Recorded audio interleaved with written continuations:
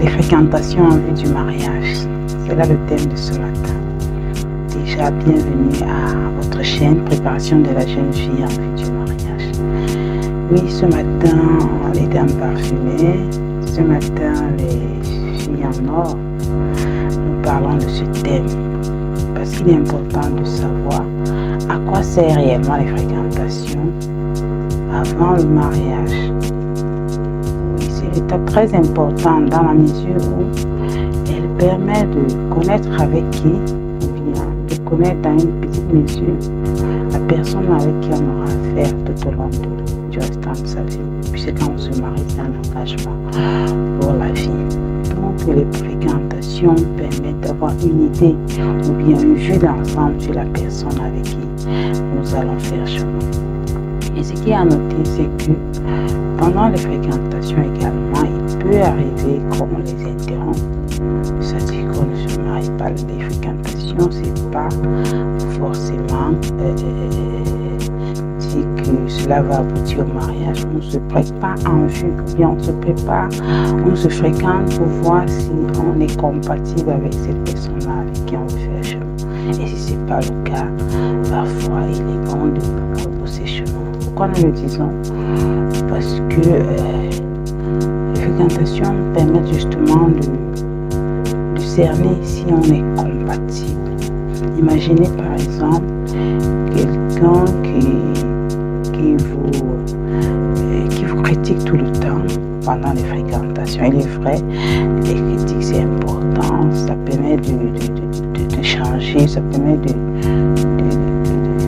de refaire certains traits de caractère, certes, mais quelqu'un qui à tout moment ne voit jamais du bien dans ce que vous faites, juste un exemple, et qui prétend vous épouser, qui est en train de fréquenter en vue du mariage, qui vous critique inutilement devant les gens, qui vous avez des paroles blessantes en présence des personnes, en présence des autres personnes.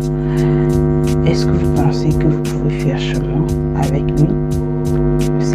C'est là la grande question, parce que c'est à vous, la femme, ou c'est à vous, l'homme, de décider en ce moment si vous saurez supporter. Parfois, on se dit, une fois dans le mariage, on pourra supporter, on pourra le faire changer, ou bien,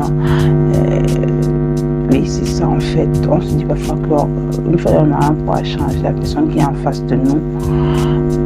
Oh que non, parce que si pendant les fréquentations, la personne persiste dans ce comportement, ce serait difficile que la personne puisse changer dans le foyer. Pourquoi? Parce que lors des fréquentations, on veut montrer, généralement, on n'est pas trop vrai. Pour certaines personnes, on veut montrer à l'autre que voilà, je suis l'homme idéal, je suis la femme idéale. Mais une fois qu'on est déjà dans le mariage, on est assigné là, on se dit, d'accord, on va cacher son. Se cacher éternellement, toujours dire que les vrais traits de caractère vont sortir en ce moment. Vous voyez. Donc, les fréquentations permettent vraiment de voir si on sera en mesure de supporter un tel ou un tel comportement. Il est vrai, il ne s'agit pas là des petits manquements, parce que les petits manquements, tous nous sommes imparfaits, nous savons si bien. Là, il s'agit des traits de caractère qui heurtent, des traits de caractère qui sont propres à la personne, qui font la personnalité de la personne.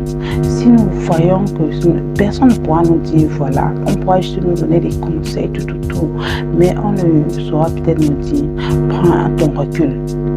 En fait, il y a des traits sur lesquels on ne pourrait pas nous dire, prends ton recul, c'est à nous de discerner si on saura supporter cela dans le mariage et en silence. Si quelqu'un t'insulte tout le temps, il est là, il te dit, il te fréquente en vue du mariage, il n'apprécie pas apprécier ce que tu fais de bien. Pourtant, peut-être autour de toi, on te dit non, c'est bien, mais le seul à voir que c'est mauvais tout le temps. Nous pensons au centre de préparation qui est là, il y a problème. Ce n'est qu'un exemple parmi tant d'autres exemples. Donc, les fréquentations, c'est ce moment-là où il ne faut pas fermer les yeux sur des petits détails. C'est des moments de communication. Il faut vraiment dialoguer avec l'homme avec qui on veut s'engager ou la femme avec qui on veut s'engager. La fréquentation, c'est cette étape-là où il faut parler de tout ce qui concerne le mariage. Combien d'enfants on désire avoir, qu'est-ce que la personne pense de bien des sujets, tout ce qui nous passe par la tête, avec tact. Parlons, amenons l'autre à souffrir, que nous puissions savoir quel genre de personne et on a en face de nous exactement. Et n'oubliez pas, dans l'une de nos vidéos, nous l'avons dit, on observe facilement le caractère d'une femme à travers sa maman. On observe facilement le caractère, du moins à 80%, le caractère d'un homme également à travers son papa. Donc si l'homme vit avec ses parents, ou bien si la future femme vit avec ses parents également, oui, toi n'hésite pas de regarder cette façon-là avec laquelle sa mère se comporte, ou bien n'hésite pas de regarder le comportement de sa maman envers son mari, ou bien envers le papa de la maison. Oui, cela te dira long sur le genre de femme que tu veux épouser. Toi également, la femme, n'hésite pas de regarder le comportement du papa de la maison, ou bien du papa de ton futur fiancé à la maison, comment il se comporte avec sa femme, ou bien la maman de ton futur fiancé. Est-ce qu'il est agressif? Est-ce qu'il est doux? Est-ce qu'il est...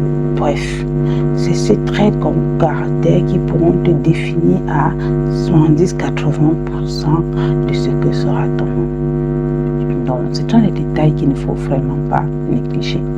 Observe ta future femme autour d'elle, comment il se comporte avec les enfants, avec ses petites soeurs, ses petits frères, avec son entourage. Oui, tout ça, ce sont des astuces. Ce sont ces astuces qui pourront vraiment vous aider à bien passer vos fréquentations et faire de bonnes fréquentations. Oui, si on a oublié un détail, c'est sûr, on en parlera dans une autre vidéo. Et n'hésitez pas de laisser en commentaire des suppléments parce que cette chaîne est la vôtre. Et ensemble, nous donnons nos astuces, nous aidons nos jeunes filles, nos petites sœurs et nos connaissances à pouvoir affronter ce voyage qu'est le mariage. Nous attendons que vous puissiez vous abonner au max pour qu'ensemble nous puissions continuer de donner nos astuces. Et nous attendons également vos commentaires, vos suggestions de thèmes parce que cette chaîne est la vôtre. Sur ce, à la prochaine.